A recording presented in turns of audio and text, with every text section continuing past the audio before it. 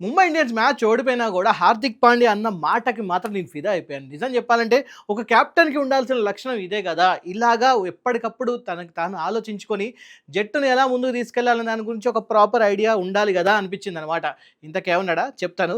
వీడియోని చివరి వరకు చూడండి. మీరు చూస్తున్న స్పోర్ట్స్ 99 టీవీ, నేను మీ పవన్ కృష్ణ. మొత్తానికైతే Mumbai Indians versus RCB match రసవత్తరంగా సాగింది. మొత్తానికైతే నువ్వా నేనా అన్నట్టు సాగిన ఈ మ్యాచ్‌లో ఎక్కువ శాతం డామినేషన్ మాత్రం ఆర్‌సీబీదే కనిపించిందనమాట. సో మరి ముంబై ఇండియన్స్ ఎక్కడ తప్పు చేసింది? ముంబై ఇండియన్స్ ఎందుకని ఇలా పదే పదే ఓడిపోతుంది? 5 సార్లు మరి ఇట్లా లైక్ కప్పు గెలిచారు. మరి ఇన్ని సార్లు కప్పు గెలిచిన వాళ్ళు ఎందుకని ఓడిపోతూ ఉన్నారు?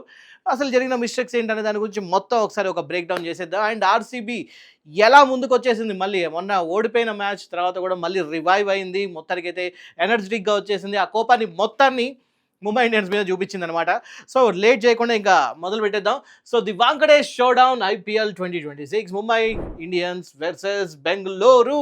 సో మంచి రన్ సునామీ జరిగిందనమాట. అనుకున్నట్టుగానే వాంకడే పిచ్ మీద ఒక రేంజ్లో చెడు కూడా ఆడేసుకున్నారనమాట. ఎంత ఆడుకున్నా కూడా 80 రన్స్ తేడాతోని ఆర్సీబీ అద్భుతంగా గెలిచింది. ఇక్కడ మన ఎస్ఆర్హెచ్ కూడా కొన్ని విషయాలు నేర్చుకోవాలన్నమాట. అదేంటంటే పక్కా ప్లానింగ్ని బ్రేక్ చేసిన పవర్ హిట్టింగ్. ముంబై టాస్ గెలిచింది. టాస్ గెలిచిన తర్వాత ఫీల్డింగ్ని తీసుకుంది. ఎందుకంటే డ్యూ ఫ్యాక్టర్ ఉంటుంది కదా అని చెప్పేసి. డ్యూ ఫ్యాక్టర్ ఇక్కడ పనిచేసింది. అయినా కూడా ముంబై ఇండియన్స్ని ముందుగానే కట్టడి చేయాలని చెప్పేసి రాయల్ ఛాలెంజర్స్ బెంగళూరు ఫిక్స్ అయిపోయారు. దానికి తగ్గట్టుగానే స్కోర్ చేశారు. ఎగ్జాక్ట్లీ ఎప్పుడైతే ముందు బ్యాటింగ్కి దిగాల్సి వస్తుందో, ఎప్పుడైతే ఇక్కడ డ్యూ ఫ్యాక్టర్ ఉంటుందని తెలిసిందో, ఆ టైంలో అనుకున్న పరుగుల కన్నా కూడా ఒక 30 ఎక్కువ చేయాల్సిందే, లేకపోతే కష్టం అనమాట. సో కెప్టెన్ వ్యూహం కూడా అదే అనమాట. డ్యూ ఫ్యాక్టర్ ఉంటుంది కదా అని చెప్పేసి హార్దిక్ పాండ్యా మొత్తానికి ఫీల్డింగ్ తీసేసుకున్నాడు. సో అక్కడతోని పర్లేదు అనిపించింది. రాయల్ ఛాలెంజర్స్ బెంగళూరు మాత్రం 240 స్కోర్ చేసింది అవుట్ ఆఫ్ 4 వికెట్స్ 20 ఓవర్లలో. సో ఇక్కడ మనకు అర్థమైపోతుంది 240 స్కోర్ చేశారంటే ముందుగానే వాళ్ళు కూడా ప్రిపేర్డ్గా ఉన్నారు. ఓకే, ఒక గట్టి స్కోర్ పెట్టాలని చెప్పేసి. ముంబై ఇండియన్స్ వచ్చేసి 222 రన్స్ మాత్రమే చేసింది 20 ఓవర్లలో. సో ఇక్కడ మనకి ఆ వ్యత్యాసం అనేది కనబడుతుందన్నమాట. సో వాంకడ పిచ్ మీద డ్యూ ఫ్యాక్టర్ ముంబైకి అనుకూలించినా కూడా బెంగళూరు బ్యాటర్లు సృష్టించిన రన్స్ సునామీ ముందు అది నిలవలేకపోయింది. ఇది కరెక్ట్ ప్లానింగ్ అంటే. వాంకడేలో ఆర్సీబీ దండయాత్ర 240 స్కోర్ ఎలా చేసిందంటే, స్టార్టింగ్ ఓపెనింగ్ ఊచకోత ఫిల్ సాల్ట్ శివతాండవం చేశాడు. ముంబై బౌలర్లకి మొదటి నుండే దెబ్బ మీద దెబ్బ కొట్టాడనమాట. మిడిల్ ఓవర్ యాంకర్స్ చూసుకుంటే విరాట్ కోహ్లీ క్లాస్ ఇన్నింగ్స్ ఆడాడు. నిజంగా విరాట్ కోహ్లీ చాలా చక్కటి క్లాస్ ఇన్నింగ్స్ ఆడుతున్నాడు. వికెట్ పడకుండా కంట్రోల్ చేసిన కింగ్. నిజంగా ఆ ఇన్నింగ్స్ చూసిన వాళ్ళు ఎవరికైనా కూడా విరాట్ కోహ్లీ అంటే మళ్ళీ చాలా హ్యాపీగా అనిపిస్తుంది అనమాట. సో డెత్ ఓవర్స్ తుఫాన్ వచ్చేసి Rajat Patidar and Tim David వీళ్ళ విధ్వంసం ముంబైని అసలు కోలుకొనివ్వలేదు ఎక్కడ కూడా. అరే ఎలా చూసినా కూడా రన్స్ అనేది అక్కడ వస్తూనే ఉన్నాయి. ముంబై బౌలర్లకు చుక్కలు చూపించారనమాట బెంగళూరు బ్యాటింగ్ లైనప్. సో అసలు ఎవరెవరు ఎలా ఆడారని చూస్తే, ఫిల్ సాల్ట్ చూస్తే మొత్తానికి అయితే మంచి లైన్లోకి వచ్చాడు. 78 స్కోర్ చేశాడనమాట 36 బాల్స్లో. బౌండరీలు చూసుకుంటే 6 సిక్స్లు కొట్టాడు అండ్ 6 4లు కూడా కొట్టాడు. భారీ సిక్స్లు కొట్టాడు ఒక రకంగా. ఇంపాక్ట్ చూసుకుంటే ఓపెనింగ్లోనే ముంబైపై విరుచుకుపడ్డాడనమాట. గేమ్ టోన్ని ప్రాపర్గా సెట్ చేశాడు. బాసు మీరు మాకు బ్యాటింగ్ ఇచ్చినా కూడా సరే, మీరు బౌలింగ్ ఇచ్చినా సరే, మేము మాత్రం రెడీగా ఉన్నామని చెప్పేసి దివిడే అని చూపించారనమాట. అండ్ నెక్స్ట్ వచ్చేసి విరాట్ కోహ్లీ కింగ్ ఇన్నింగ్స్ ఆడాడు. స్కోర్ చూస్తే 50 రన్స్, అది కూడా 38 బాల్స్లో. ఒక మంచి యాంకర్ రోల్ ప్లే చేశాడనమాట. ఇక్కడ క్రీజ్లో పాతుకుపోయి ఒకవైపు వికెట్ పడకుండా ఇన్నింగ్స్ని ప్రాపర్గా నడిపించాడు. ఒక 50 రన్స్ ఐపీఎల్లో చేశారంటే that's a very good score. అది కూడా 38 బాల్స్లో. అంటే తన రోల్ని 110% అక్కడ మంచిగా చేశాడు అనేది ప్రూవ్ అయిపోతుంది అనమాట. అండ్ ఇంకొక పక్క ముంబైకి పీడకలుగా మారిన డెత్ ఓవర్ల విధ్వంసం. 265 స్ట్రైక్ రేట్ వచ్చింది. రజత్ పడిదార్ తుఫాన్ కెప్టెన్ ఇన్నింగ్స్ ఆడాడు. ఇక్కడ కేవలం 20 బాల్స్లో 53 రన్స్ చేశాడు. 4 4లు 5 6లు టపా టపా టపా కొడుతూనే ఉన్నాడు. టిమ్ డేవిడ్ ఫినిషింగ్ టచ్ కూడా ఒకప్పుడు ముంబై ఆటగాడు అనమాట. అతను కూడా సూపర్గా చేశాడు. ఇప్పుడు ఆర్సీబీలో ఉన్నాడు, ఒకప్పుడు ముంబై ఆటగాడు.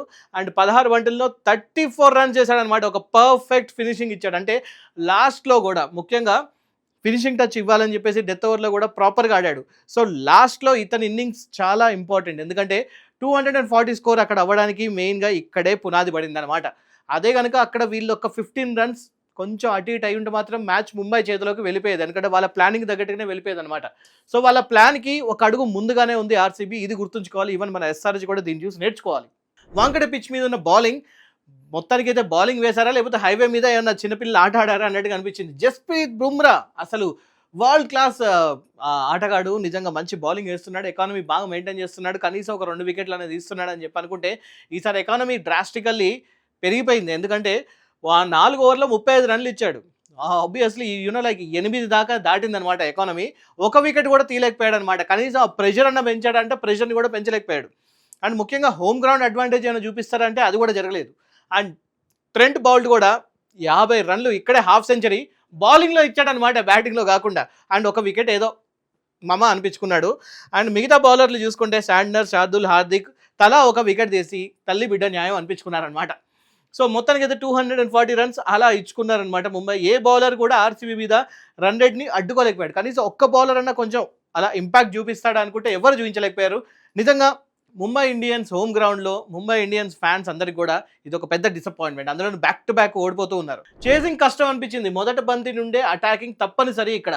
సో రోహిత్, సూర్య, హార్దిక్ లాంటి స్టార్లు అండ్ మంచి స్టార్ట్ ఇచ్చినా కూడా రిక్వైర్డ్ రన్ రేట్ వేగంగా పెరిగిపోతూ ఉంది. అండ్ ముంబైని దెబ్బతీసింది ఇక్కడే అనమాట. ఎంత పోరాడినా చివరికి ఫలితం అనేది దక్కలేదు ఇక్కడ. అండ్ ఇక్కడ ఇంకొక విషయం కూడా మీకు చెప్పాలి, వీళ్ళ బ్యాటింగ్ ఆర్డర్ మార్చాలి. ఎందుకనేది నెక్స్ట్ చెప్తాను, మిస్ అవ్వకండి.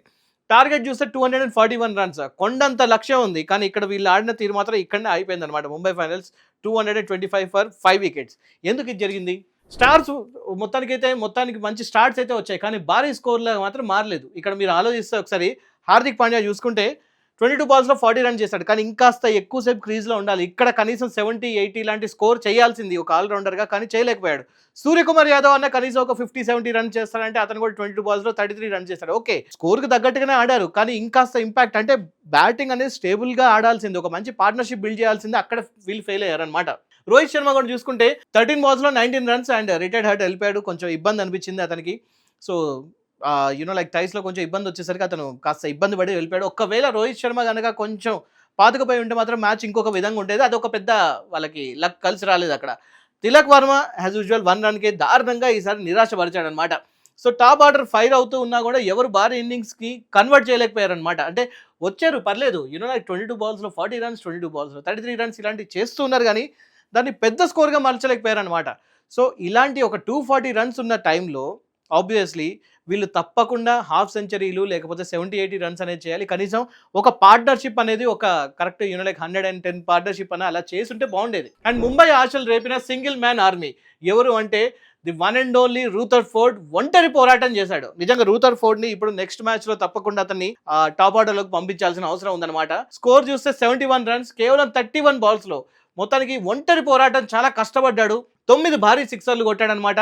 ఒక మంచి సపోర్టింగ్ రోల్ కూడా లైక్ ర్యాన్ రెకల్టన్ లైక్ 22 బాల్స్లో 37 రన్స్ అలా అయితే చేయడం జరిగింది. బట్ స్టిల్ వీళ్ళు ఇంకా బాగా ఆడాల్సింది. మరి ఎందుకు వీళ్ళు ఇట్లా మిస్ అయ్యారు అనేది ఇక్కడ ఎవరికి అర్థం కాలేదు. సో మొత్తానికైతే ఇక్కడ ఒకసారి చూసుకుంటే ఓటమి ఖాయం అనుకున్న మ్యాచ్లో మాత్రం ఇలాంటి టైంలో తను వచ్చి కొంచెం అలా ఆశల్ని రేకెత్తించాడు. బట్ స్టిల్ అక్కడ కనిపించింది ఏదైతే 15-20 రన్స్ వీళ్ళు ల్యాక్ అవుతున్నారనేది కనిపించింది అనమాట. సో ఇక్కడే హార్దిక్ పాండ్యా ఒక మాట అన్నాడు అనమాట. ఇందాక నేను స్టార్టింగ్లో చెప్పింది అదే. హార్దిక్ పాండ్యా ఏమన్నాడంటే, మ్యాచ్ను మేము ఆడుతున్నాం, మ్యాచ్లో మేము ఎక్కడ చూసినా కూడా మేము డామినేట్ చేయడానికి ప్రయత్నిస్తున్నాం, కానీ మ్యాచ్ను మా వైపు తిప్పుకోవడంలో ఫెయిల్ అయ్యాం మేము అని చెప్పి అంటున్నాడు. సో వీళ్ళు చూస్తే లైక్ 240కి 222 రన్స్ దాకా చేశారంటే పర్లేదు, అంటే జస్ట్ ఒక 18 రన్స్ తేడాతో ఓడిపోయారు. కానీ ఇక్కడే అతను ఒప్పుకున్న విషయం ఏంటంటే, మ్యాచ్ను మా వైపు తిప్పుకోవడంలో మేము ఫెయిల్ అవుతున్నాం, మ్యాచ్ను అర్థం చేసుకుంటున్నాం, ఎక్కడ ఎంత స్కోర్ చేయాలనేది మాకు అర్థమవుతుంది, డామినేషన్ ఎక్కడ చేయాలనేది మాకు అర్థమవుతుంది, కానీ దాని ఎగ్జిక్యూషన్లో మాత్రం మేము ఫెయిల్ అవుతున్నాం అని చెప్పేసి ఒప్పుకున్నాడు. సో ఆ విషయంలో మాత్రం ఒప్పుకోవాలి. ఇలాంటి ఒక క్లారిటీ వచ్చిందంటే నో డౌట్ ఇప్పుడు కొంచెం బ్యాడ్ డేస్ ఏమన్నా ముంబై ఇండియన్స్కి ఉండొచ్చు, కానీ ఇప్పుడు వచ్చిన ఆ ప్లాన్ ఏదైతే ఉందో, ఇప్పుడు వచ్చిన రియలైజేషన్ ఏదైతే ఉందో దాన్ని ఎగ్జిక్యూట్ చేస్తే మాత్రం ముంబై ఇండియన్స్ మళ్ళీ టాప్లోకి వచ్చే అవకాశం అయితే ఉంటుంది. బౌలింగ్లో బెంగళూరు పట్టు ఇక్కడ చూసుకోవాలి. సుయాష్ శర్మ 2 వికెట్లు తీశాడు, 47 రన్స్. ముఖ్యమైన సమయాల్లో బ్రేక్ త్రూలు అందించి రూథర్ఫోర్డ్ని లైక్ రూథర్ఫోర్డ్ పైన ఒత్తిడిని కొంచెం బ్యాలెన్స్ చేశాడు. 2 వికెట్లు తీశాడు, 47 రన్స్ చేశాడు. అండ్ ఇంకొక పక్క కృణాల్ పాండ్యా మాజీ ముంబై ప్లేయర్ 4 ఓవర్లో కేవలం 26 రన్స్ మాత్రమే ఇచ్చాడు, 1 వికెట్ చేశాడు. అసలు స్పిన్లో ఆ పేస్ ఏంటో ఎవరికి అర్థం కావట్లేదు. ఒక్కొక్క బాల్ ఒక్కొక్కలాగా వేస్తున్నాడు. అసలు ఏంట్రా బాబు అన్నట్టుగా అనిపించింది. పాత టీం ముంబై పైన కట్టుదిట్టమైన ఎకనామికల్ బౌలింగ్ అయితే వేశాడు. కృణాల్ పాండ్యా ఈసారి బాగా కసి మీద ఉన్నాడు. మరి ఎలాగైనా సరే మళ్ళీ టీమిండియాకి రావాలని కోరుకుంటున్నాడేమో. 240 రన్స్ డిఫెండ్ చేయడంలో కృణాల్ పాండ్యా కట్టుదిట్టమైన బౌలింగ్ ఈ మ్యాచ్లో ఆర్సీబీ గేమ్ చేంజర్స్గా మారిందనమాట. సో ఎలా చూసుకున్నా కూడా ఇక్కడ బౌలర్స్ అనేది వాళ్ళు లైక్ రన్స్ సమర్పించుకున్నారు. ఆబ్వియస్లీ తెలిసిందే, ఎందుకంటే డ్యూ ఫ్యాక్టర్ అనేది వాళ్ళకి కొంచెం ఇబ్బందిగా మారుతుంది. పిచ్ అనేది కొంచెం దాని ప్రభావం మారుతుంది, కాబట్టి తప్పకుండా వాళ్ళు అక్కడ రన్స్ అనేది జరుగుతుంది. వీళ్ళు 240 కొట్టారంటే ముంబై ఇండియన్స్‌లో కూడా మంచి బ్యాట్స్‌మెన్ ఉంటారు కాబట్టి వాళ్ళు 200 తప్పకుండా క్రాస్ చేస్తారు. కానీ మ్యాచ్‌ని వాళ్ళ చేతిలో ఉంచుకోవడానికి వాళ్ళు ఎలా అయితే ఒక అటాకింగ్ చేయాలో అలాంటి అటాకింగ్ చేశారనమాట. వాంకడే వారు ఎక్కడ తేడా కొట్టింది అనేది ఒకసారి ఇక్కడ చూసుకుంటే ఒకసారి క్లియర్ కట్‌గా మనకు అర్థమవుతుంది. టాప్ స్కోర్ చూసుకుంటే మాత్రం ఫిల్ సాల్ 78 రన్ చేశాడు. ముంబై ఇండియన్స్‌కి వచ్చేసి రూథర్ఫోర్డ్ 71 రన్ చేశాడు. ఓకే, ఇక్కడ వరకు కొంచెం పర్లేదు, ఈక్వల్‌గానే ఉంది. స్ట్రైక్ రేట్ ఇంపాక్ట్ దగ్గర తేడా కొట్టింది. పటిదార్ 265 స్ట్రైక్ రేట్‌తోని డెత్ ఓవర్స్‌లో ఒక విధ్వంసం సృష్టించాడు. బట్ ఇక్కడ చూసుకుంటే టాప్ ఆర్డర్ భారీ స్కోర్లు చేయలేకపోవడం. ఇందాక నుంచి మనం మాట్లాడుకుంటుంది అదే. 40s, 30s doesn't work when you have 200+ score. తప్పకుండా ఇక్కడ 50s అనేది క్రాస్ అవ్వాలి. బౌలింగ్ ఎకానమీ చూసుకుంటే కృణాల్ పాండ్యా 26 రన్స్ ఇచ్చాడు. కట్టుదిట్టమైన ఒక మంచి స్పెల్ వేశాడు. కానీ ఇదే బౌలింగ్ ఎకానమీలో, ఇదే బౌలింగ్ అటాక్లో బుమ్రా, బౌల్ట్ భారీ రన్స్ ఇచ్చుకోవడం వల్ల వీళ్ళు ఇక్కడ ఫెయిల్ అయిపోయారనమాట. అండ్ కీలకమైన టర్నింగ్ పాయింట్స్ ఎక్కడ జరిగిందంటే డేవిడ్ ఫినిషింగ్ 16 బాల్స్లో 34 రన్ చేశాడు, which is a very good thing.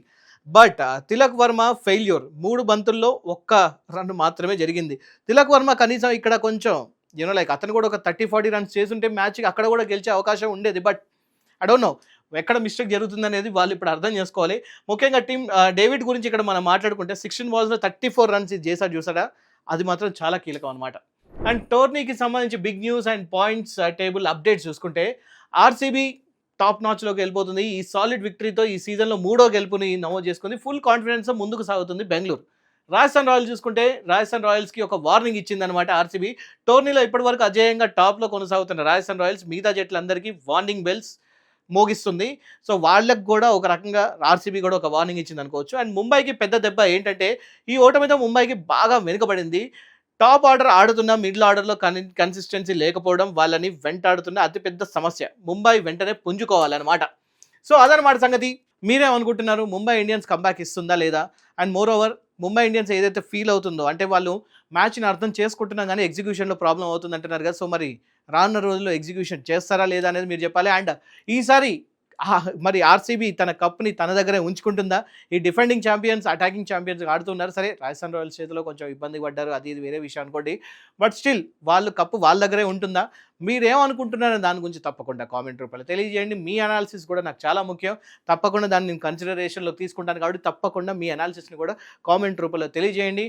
And if you are an RCB fan, red heart పెట్టేసేయండి. And if you are a Mumbai Indians fan, blue heart పెట్టేసేయండి. And ఇంకొక వీడియోతో తప్పకుండా కలుసుకుందాం. Thank you so much for watching.